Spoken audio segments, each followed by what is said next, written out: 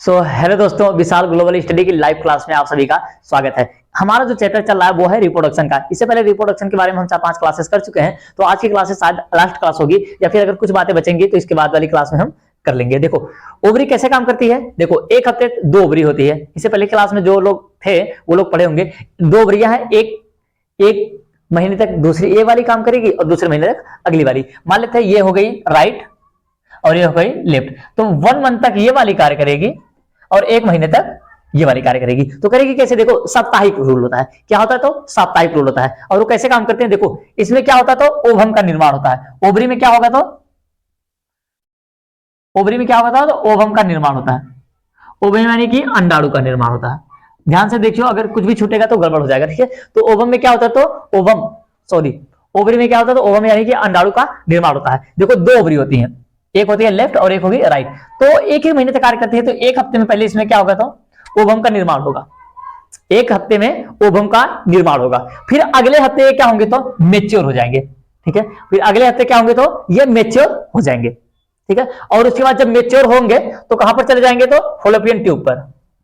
Fallopian tube, ये जो पतली सी नली आपको दिख रही है, क्योंकि देखो हम बहुत ज्यादा कलाकार नहीं, हमको ज्यादा डिजाइन बनानी नहीं आती है ना, तो फिर उसके बाद क्या होगा तो ये अगले हफ्ते फॉलोपियन ट्यूब पर पहुंच जाएंगे। जब फॉलोपियन ट्यूब पर पहुंच जाएंगे तो अगले हफ्ते तक वहीं पर वेट करेंगे। किसका?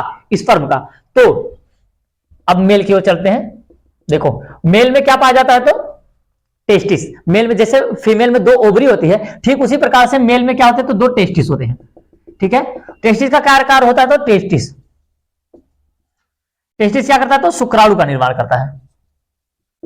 शुक्राणु का निर्माण करता है। और ओवरी क्या करती है तो अंडाणु का निर्माण करती है। फिर जब ये शुक्राणु और अंडाणु, ओवरी में बना हुआ अंडाणु और ये टेस्टिस में बना हुआ स्पर्म, जब तक ये दोनों मैच नहीं करेंगे, मतलब जब तक इन दोनों का जल्दी, तब तक तो क्या होगा रिप्रोडक्शन, मतलब ये फर्टिलाइजेशन होगा ही नहीं। देखो फिर क्या होगा तो ओवरी किसका निर्माण की है तो अंडे का निर्माण की है। ओवरी किसका की है तो अंडे का निर्माण की है। फिर फॉलोपियन ट्यूब पे जाकर के वो क्या कर रहे हैं तो वेट कर रहे हैं किसका? स्पर्म का। अब स्पर्म आने की देरी है तो मेल का जो टेस्टिस है वो क्या कर रहा है तो शुक्राणु का निर्माण कर रहा है। तो शुक्राणु में अब देखो शुक्राणु जो है अब ये टेस्टिस से बन गया, अब डायरेक्टली तो वेजाइना के रास्ते, मतलब डायरेक्टली तो इसमें फॉलोपियन ट्यूब पर पहुंच नहीं जाएगा। यहां पर डायरेक्टली फॉलोपियन ट्यूब पर नहीं पहुंचेगा। तो वहां पर क्या होगा तो मेल में एक अंग पाया जाता है पेनिस। ठीक है, पेनिस। तो पेनिस के रास्ते ही निकलता है। पेनिस के रास्ते ही स्पर्म क्या होगा निकलेगा। तो पेनिस के रास्ते है निकला हुआ स्पर्म वेजाइना के रास्ते। कहां से तो ये जो नीचे वाला भाग होता है इसे हम लोग क्या कहते हैं तो वेजाइना। इसे क्या कहते हैं तो वेजाइना। ये जो नीचे वाला भाग होता है वेजाइना। तो स्पर्म कहां निर्माण होगा तो टेस्टिस में। टेस्टिस में बना स्पर्म टेस्टिस में बना स्पर्म किससे तो पेनिस के रास्ते कहां जाएगा तो वेजाइना पे। फिर वेजाइना फीमेल पार्ट है। वेजाइना में जब पहुंचेगा, वेजाइना में पहुंचे के बाद तब यहां पर क्या होगा तो डिस्चार्ज हो जाएगा। क्या होगा? डिस्चार्ज। फिर उसके बाद शुक्राणु क्या होंगे तो फैल जाएंगे। शुक्राणु क्या होगा तो फैल जाएगा। शुक्राणु फैल जाएगा। जब शुक्राणु फैल गया, अगर वहां पर उस समय ये जो अंडाणु का निर्माण हुआ है उस समय इन दोनों आपस में मैच कर गए, हाँ, शुक्राणु और अंडाणु दोनों अगर यहां पर फॉलोपियन ट्यूब पर मैच कर गए तो क्या होगा तो निषेचन हो जाएगा। निषेचन इनमें हो जाएगा, या तो लेफ्ट में हो राइट में हो, निषेचन हो जाएगा। ठीक है, इतना समझना। तो स्पर्म और शुक्राणु का मिलना क्या कहलाता है तो निषेचन, यानी कि फर्टिलाइजेशन। ठीक है, तो यहां पर क्या होगा तो फर्टिलाइजेशन हो जाएगा। लेकिन जस्ट इससे हम लोग पहले चलते हैं, इससे थोड़ा सा और पहले चलते हैं। ओवरी कैसे काम कर रही थी ना, देखो 1 हफ्ते तक क्या करेगी तो ये लेफ्ट वाली ओवरी काम करना शुरू करेगी। लेफ्ट से लेकर के आगे चलते हैं ना।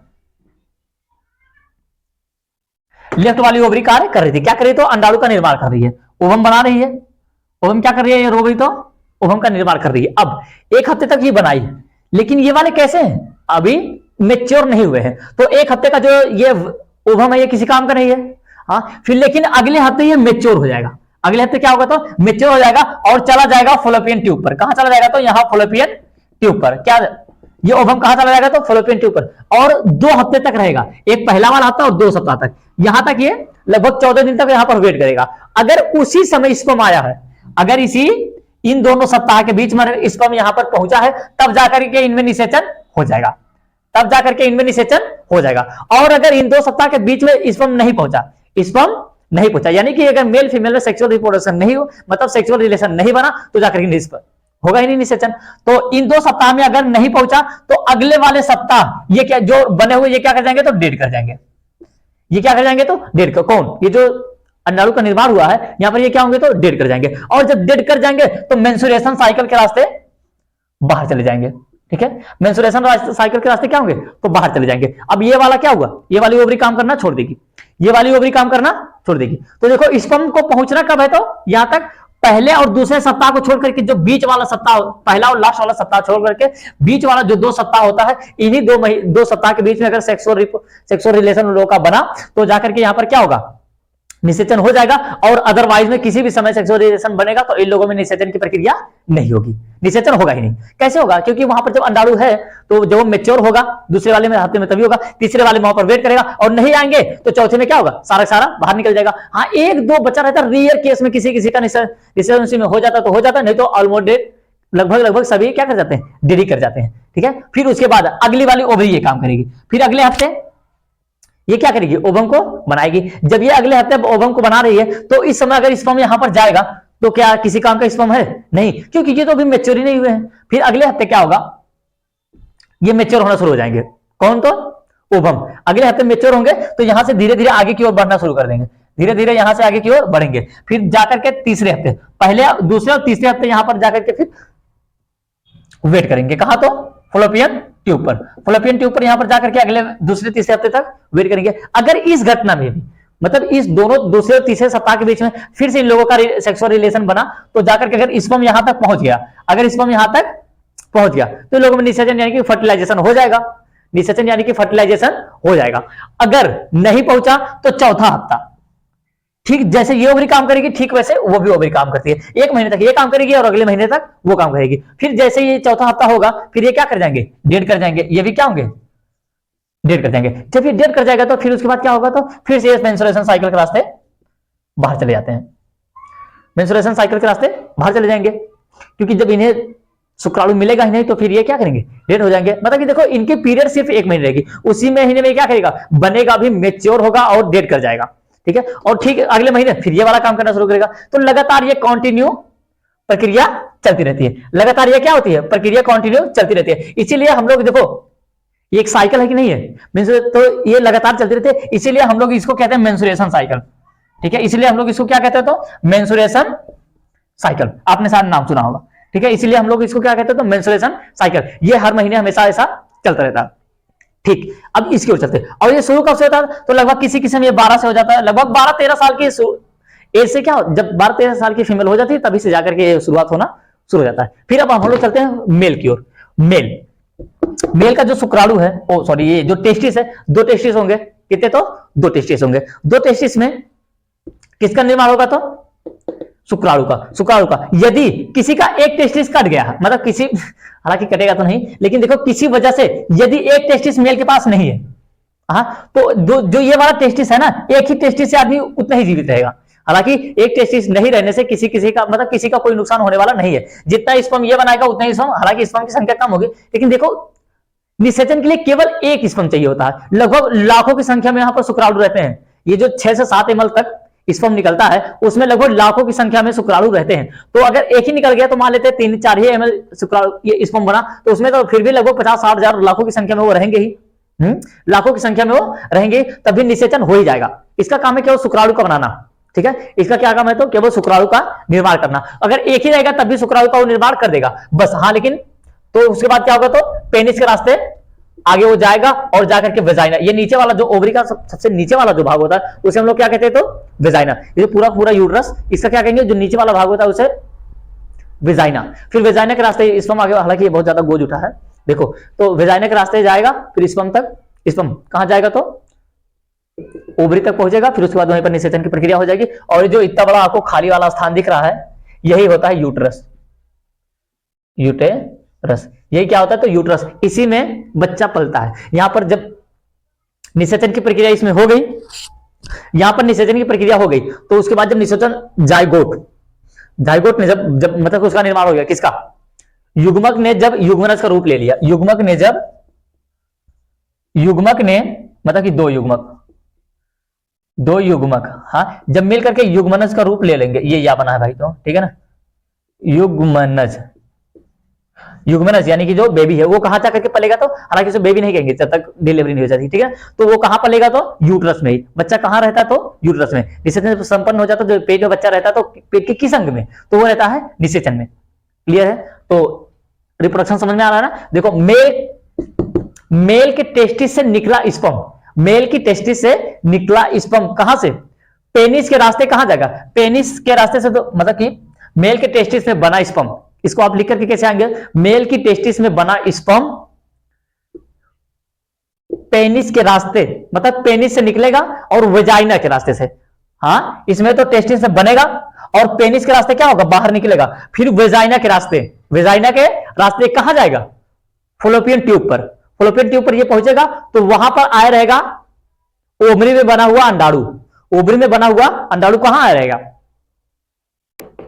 फॉलोपियन ट्यूब पर, फॉलोपियन ट्यूब पर आया रहेगा। तो ये दोनों अगर सही टाइम पर पहुंच गए, जैसे दूसरा तीसरा वीक है और उसी के समय ये पहुंच गया, तो निषेचन की प्रक्रिया हो जाएगी, यानी कि फर्टिलाइजेशन हो जाएगा। और अगर ये दूसरे तीसरे मंथ नहीं है, चौथा वाला मंथ है, तो वो तो खुद ही डेथ करके बाहर आ रहे हैं, और अगर पहला वाला मंथ है तो मेच्योर हुआ ही नहीं है, तो निषेचन होगा ही नहीं। और फिर उस समय में जो इसे निषेचन हुआ है, मतलब उस समय जो ये शुक्राणु पहुंचे हुए हैं, तो ये क्या होंगे, फिर ये वापस नीचे निकल जाएंगे, ये क्या होंगे, तो डेड करके वापस बाहर आ जाएंगे। और यदि दूसरा तीसरा वाला वीक चल रहा है, पूरी तरह से मेच्योर है और फर्टिलाइजेशन फॉलोपियन ट्यूब पर ये अंडाणु पहुंचे हुए हैं, तो जाकर के उसमें क्या होगा, निषेचन की प्रक्रिया संपन्न हो जाएगी। ठीक है, निषेचन की प्रक्रिया वहां पर क्या हो जाएगी, तो संपन्न हो जाएगी। तो निषेचन हुआ कहां पर, तो फॉलोपियन ट्यूब पर। ठीक है ना, तो यही हो सकता है आपके क्वेश्चन में आ जाए कि निषेचन कहां संपन्न होता है, तो फॉलोपियन ट्यूब पर।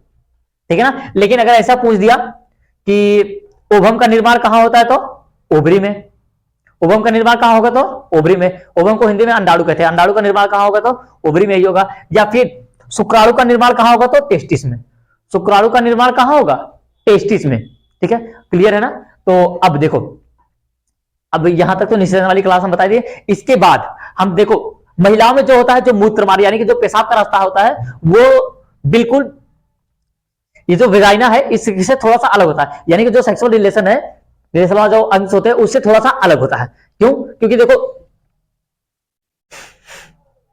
हाँ, ये देखो जो यूरेथ्रा होती है, इन लोगों में थोड़ा सा अलग होता है ना। यूरेटर का मार्ग ही अलग होता है, किसमें, फीमेल में। फीमेल में यूरेटर का मार्ग अलग होता है, यूरिन निकलने का मार्ग अलग होता है, लेकिन मेल में उसी पेनिस से मेल स्पर्म भी निकलता है और उसी पेनिस से यूरिन यानी कि पेशाब भी बाहर निकलती है। तो लेकिन अब देखो, पेशाब का निर्माण कहां होता है, तो किडनी में। और यहां पर भी पेशाब का निर्माण फीमेल में भी कहां होगा, तो किडनी में। किडनी कहां होगी, तो ऊपर होगी। किडनी कहां होगी, तो ऊपर। और इसमें भी किडनी कहां होगी, पेट की साइड में। हालांकि जगह नहीं है तो यहीं पर बना देते हैं, आप मैनेज कर लीजिएगा।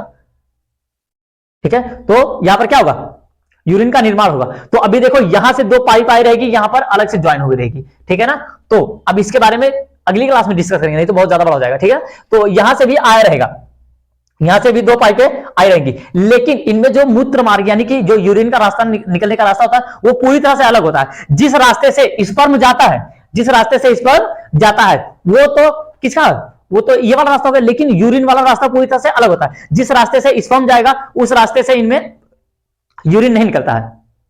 जिस रास्ते से, जो वेजाइना के रास्ते से स्पर्म अंदर प्रवेश करता है, उस रास्ते से यूरिन नहीं निकलता है। ठीक है, लेकिन जो मेल के अंदर होता है, जिस रास्ते से स्पर्म बाहर निकलता है, ठीक उसी रास्ते से यूरिन भी बाहर निकलता है। ठीक है ना, तो अब ये वाली जो क्लासेस हैं, ठीक है, बस आप इतना जान लीजिए कि मेल के अंदर यूरिन निकलने का रास्ता और स्पर्म निकलने का रास्ता दोनों एक ही होता है, लेकिन फीमेल के अंदर यूरिन निकलने का रास्ता दोनों रास्ता अलग होता है। और जो मेल जिस साइड से स्पर्म निकलता है, स्पर्म अंदर प्रवेश करता है, वो रास्ता अलग होता है। हालांकि जो मेंस्ट्रुएशन साइकिल का रास्ता भी इनमें क्या होता है, अलग, मतलब मेंस्ट्रुएशन का साइकिल का रास्ता और जो वेजाइना, ये जो स्पर्म अंदर जो प्रवेश करता है जिस रास्ते से, वो वाला रास्ता, और मेंस्ट्रुएशन साइकिल के रास्ते से जो स्पर्म, ये जो अंडाणु बना हुआ जो बाहर आता है, वो दोनों को दोनों सेम एक ही होता है। बस इनमें क्या होता है, थोड़ा सा यूरेथ्रा अलग हो जाता है, लेकिन मेल के अंदर यूरेथ्रा और जो जिस रास्ते से स्पर्म बाहर निकलता है, वो दोनों को दोनों पेनिस के रास्ते से ही बाहर निकल जाता है। ठीक है, दोनों उसी रास्ते से बाहर निकल जाता है। हालांकि मेल में एक ही रास्ता होता है और फीमेल के रास्ते अलग अलग। ठीक है, तो ये वाली जो चर्चा है डिटेल से इसके बारे में हम अगली क्लास में पढ़ लेंगे, ठीक है ना, नहीं तो ये वीडियो बहुत ज्यादा लंबी हो जाएगी। तो मिलेंगे नेक्स्ट क्लास में, तब तक के लिए जय हिंद।